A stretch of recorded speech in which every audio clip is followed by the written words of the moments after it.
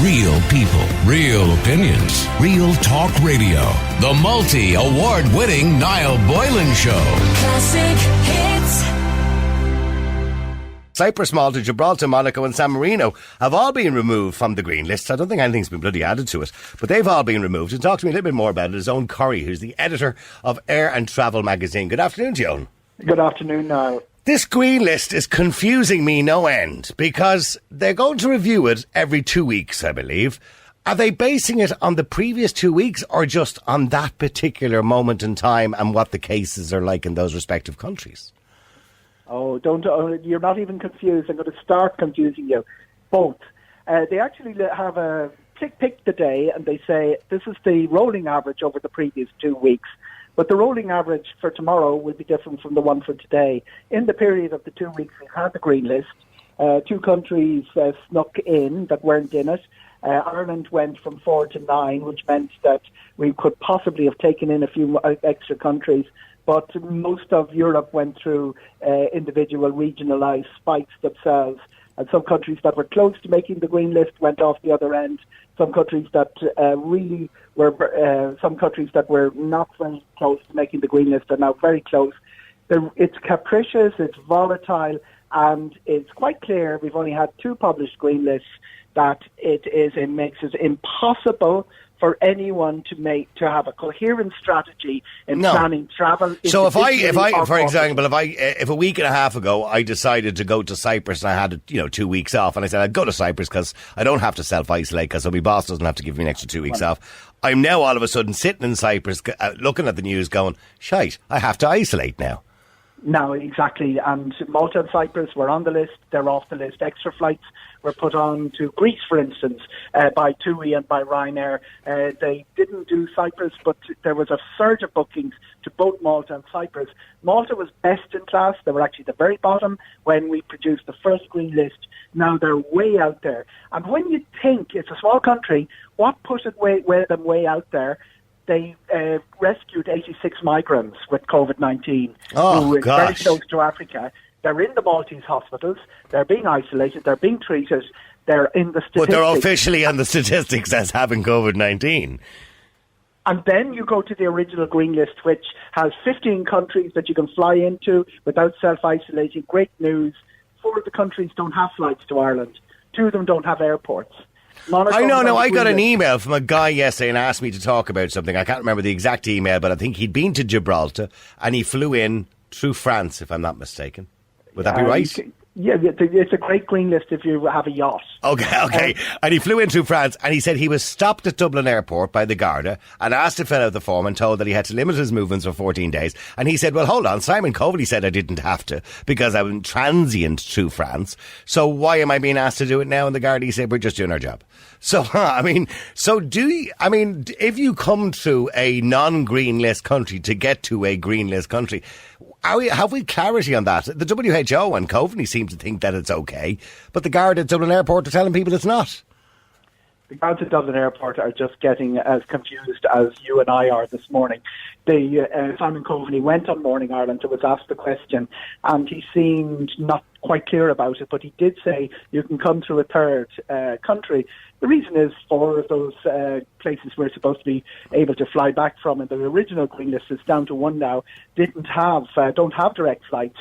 But the other thing is that there's an awful lot of travel going through a third airport at the moment, including people flying to Dublin and flying on in other directions. Yeah, I've just found his email, actually. He came to Malaga Airport. That's what it was. That would make sense from Gibraltar. It would make sense to come through Malaga. If you're coming from Monaco, you'd be coming through France. You'd be coming from Nice. So in other words, he came from Spain, which is not a good area, according to the list. So he was told by the guards that he had to isolate for 14 days. Absolutely. Italy is the only significant country there. It's ironic, actually, that Italy will be the only significant country when, unfortunately, Italy was the hotspot at the very start of all this. Absolutely, and that shows you how volatile it is. If there are 112 flights out and 112 into Dublin today, 9 of those are green list countries. The rest are not. 12 out of Cork, no green listed country. 10 out of Shannon, no green listed country. 4 out of Knock, no green listed country. We put nearly 20,000 through Dublin Airport, the busiest day last week. It is such a joke. It has been completely ignored by the travelling public because you cannot make a plan. And while, the government is making all the sound about the bucket and spades and it's wrong to go on holiday, there are machines not being serviced in Ireland now because the engineers can't come in to do it because they're not going to be sent in uninsured. And not being on the green list, it only means one word, uninsured. It's the Yes. people that are going to take a lot of people don't travel with travel insurance anyway. A lot of people are now in a position where self-isolation when they come home isn't a big deal because they're working remotely. But it does stop commerce, it does stop trade, and it does send a really important message out to the rest of Europe because 26 of the 27 EU countries have signed up to this agreement that they would drop their internal borders by June the 15th, and they all held to it. Well, we went off. We actually didn't opt in. We were a bit of an outlier. We're a bit of an outlier on this one, aren't we? Really, we didn't decide one way or the other. Well, Ireland is technically closed for businesses. I mean, that seems to be the case. It's one thing being closed. It's another thing sending the message around the world. Big sign up. There are other countries with bigger problems. Sweden would have a huge problem, but they all have said there's an opening date, there's a target. We want to be back in the business in 2021. Ireland's running around with its two hands in its ears saying we don't want to travel like a character out of Just William. It's just... we don't see. I mean, judging by yesterday's, speech at the cabinet, there, and of course, Leo wanted to grab the headlines and tell everybody first before Michal got it out of his mouth. But anyway, I mean, it does look like we really don't know what we're doing. That we're kind of just making it up as we're going along, looking at other countries. What are they doing? Even though their countries geographically, population-wise, and maybe culturally are very different to ours, we're looking at other countries and saying, well, they did this, so maybe we should do that as well. That's a good idea. We don't really know what we're doing. We have allowed one narrative to dominate. Is more what's happening. The NFUS, or NEFIT as they call themselves now, the artists formerly known as NFUS, they are actually saying, as they're supposed to say, let's be really careful, let's get this down to zero, let's chase zero, very well publicised letter signed by all these academics, go for zero. That means no international travel. They would like to see the airports and the ports closed.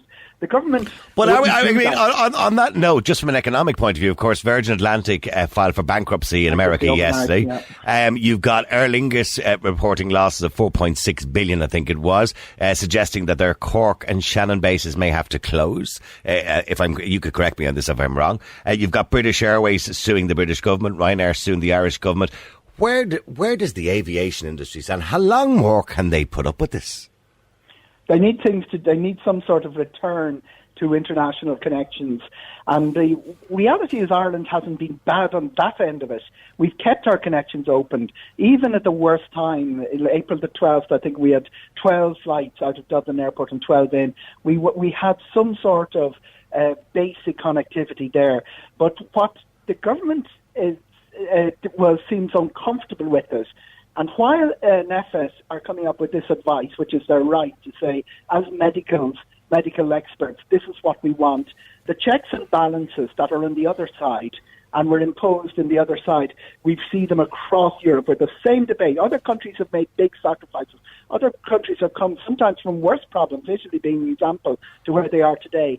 And they all are going through this business of managing the reopening in a better fashion than we are. But we're looking for some sort of fantasy target, this zero target that we're talking about. As I said earlier on, initially we wanted to flatten the curve, then we wanted to crush it, now we want to remove it altogether, right? I mean, that's not practical. Australia and New Zealand did that.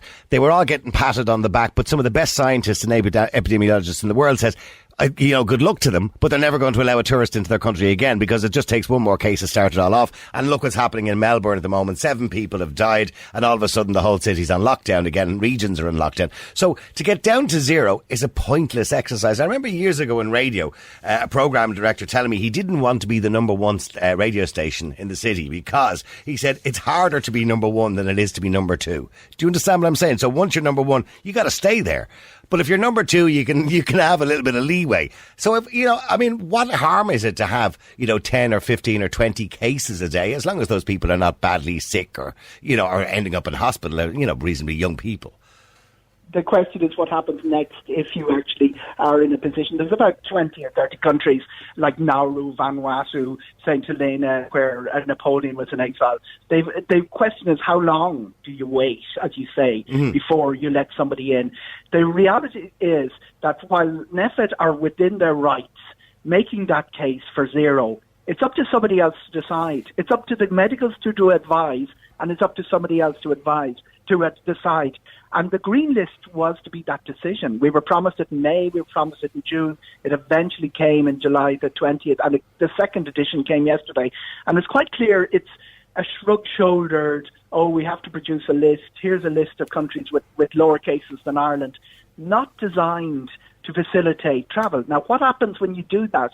You end up with almost this piracy going on where people are making their own decision to travel to Spain and Portugal, going off and coming back outside of the regulated travel that the government is talking about and the green list is supposed to impose. We have 3% or 9 flights of our 112 within the regulated travel system and the rest outside.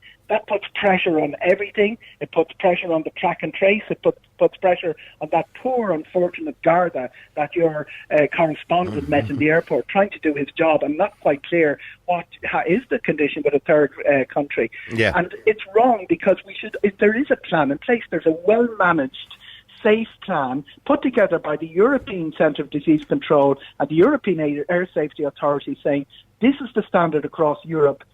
This is what the rest of Europe is doing. We've decided not to do that, and we've left ourselves in this unregulated madness, which, from a medical point of view, I'd imagine is not ideal.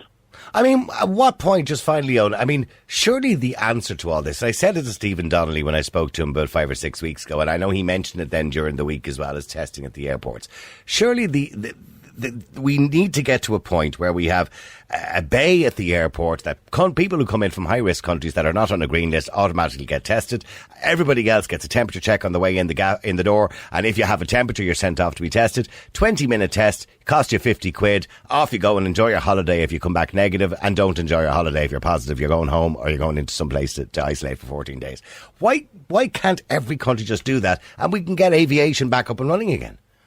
There's a couple of answers to this. The most important one is regionalised. The Canary Islands is not the same as Spain. Bavaria is not the same as Westphalia and Germany. And the second one is, on that antigen short, quick turnaround testing, the big two problems with it are confidence and cost. 85% successful, I believe, those tests. This is the Abbott testing system. Takes 12 and a half minutes or something. 85% successful, I believe. The dynamic has changed on that in the last week, and you see Britain bringing it up on a mass scale. The 3 airports that brought it in, Reykjavik, Vienna, Helsinki, they were charging 190 for it, and it was not regarded very highly internationally. We are moving into a situation where there's much more trust in it, but it's also quite costly. And the question of how much resources you put into airport testing when there's so much else going on in the community is certainly one that the government will have to consider. But you're absolutely right. Anything to calm down the fears of people. And not just a fear, it's to bring back the amount of people who depend on tourism in this country, coach drivers, etc., etc. I mean, the tourism industry itself is worth billions to this country every year, so we need it. There are 200,000 jobs at stake here, because out of the yep. And our inbound tourism will, home holidays will probably keep them some of them staggering, but we may end up with the world reopening in 2021 and 2022 and having nothing to sell because there's nothing left. Okay. It's a huge, huge problem. Remember that travel is responsible for 1.6% of the cases of coronavirus, and we've 26,000 cases, and not one of them came from an American tourist. But 2 weeks ago, I know. This whole idea I was spotting American tourists in Kerry wandering around, chasing them and harassing them.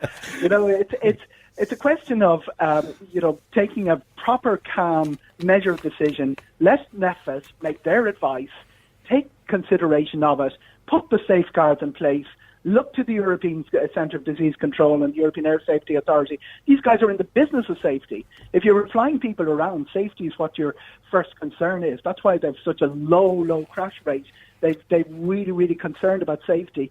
So look at all the advice. Look at all Okay, well, the very quickly before you go, last question. I'm going on holidays tomorrow. I'm not really, by the way. I'm just saying this. I'm going on holidays tomorrow. Where do you think I should go? Where's the safest bet that I won't have to isolate?